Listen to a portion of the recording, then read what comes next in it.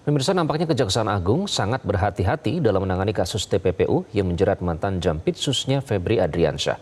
Bukan tanpa sebab, karena kini yang dihadapi Korps Adiaksa itu adalah mantan pendekar hukum.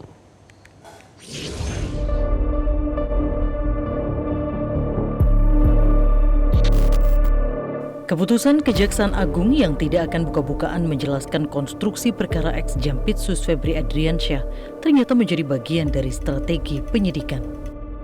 Apalagi, Kejagung menyadari Febri bukan sosok biasa yang pernah berdinas di Gedung Bundar. Kapus Penkum Kejagung Anang Supriyatna bahkan menyebut Febri pendekar hukum. Tidak semua terkait materi pokok perkara kita ungkap.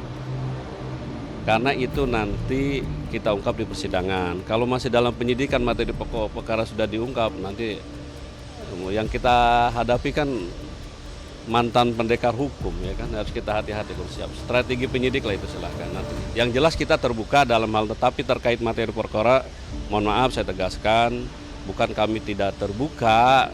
Kan beredar di medsos seolah-olah kita tidak terbuka begini. Materi perkara nanti diungkap di persidangan. Sejak resmi ditahan pada 24 Juli 2026, Febri merasa cara Kejagung mengusut kasus tindak pidana pencucian uang yang menjeratnya tidak biasa. Alat bukti yang diajukan masih perlu didalami atau dikonfirmasi. Jangan didorong, sehingga menurut saya ini belum cukup untuk dilakukan penahanan. Di Gedung Bundar tidak pernah seperti ini. Di Gedung Bundar tidak pernah seperti ini. Semua alat bukti harus dikonfirmasi dan diperdalam dulu.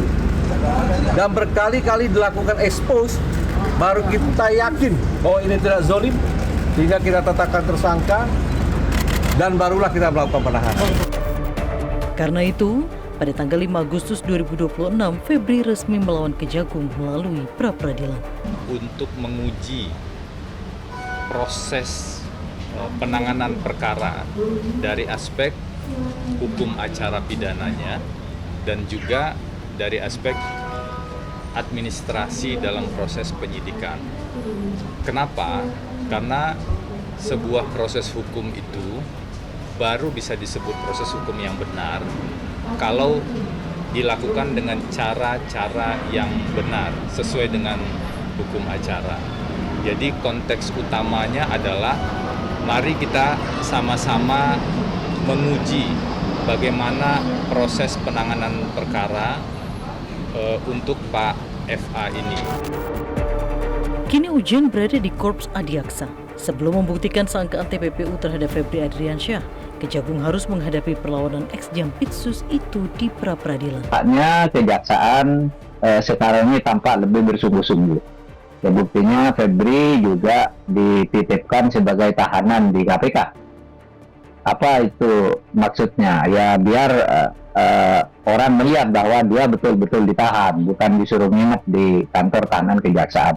Meskipun dari sudut lain, kalau ditahan di Kejaksaan, dia bisa tidak selamat. Nanti ini gugur semua di pra-peradilan. Skenario kedua, tidak gugur di pra-peradilan, tetapi mungkin dilokalisir ke orang-orang tertentu untuk melindungi orang lain.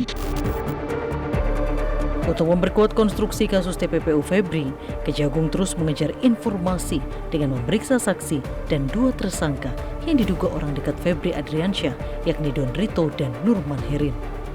Aset-aset yang diduga masih disembunyikan juga ditelusuri dengan menggandeng PPATK. Tim Liputan Metro TV. Jelajahi cara baru mendapatkan informasi. Download Metro TV Extend sekarang.